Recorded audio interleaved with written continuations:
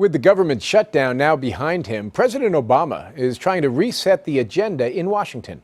He used his weekly address today to call on Democrats and Republicans to work together to grow the economy, fix the broken immigration system, and pass a new farm bill. We won't suddenly agree on everything now that the cloud of crisis has passed, but we shouldn't hold back on places where we do agree, just because we don't think it's good politics, or just because the extremes in our parties don't like compromise.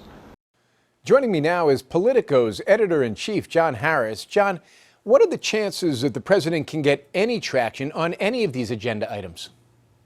Jim, in the government shutdown, President Obama proved that he can stop Republicans from imposing their agenda on him. He hasn't yet demonstrated that he can impose his agenda on the Congress. That's what we're going to see over the next 3 months, and it really comes down to one relationship, President Obama and John Boehner. The big question in my mind is, does John Boehner now have enough credibility, having gone along with his Tea Party caucus and saying, okay, I'll do what you say in the shutdown.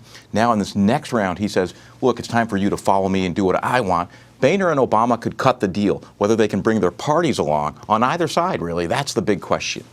Okay, let's talk about the political fallout for the Republicans from the government shutdown. Going forward, you have the more establishment wing of the party and you have the Tea Party wing. Who's got the upper hand within the party?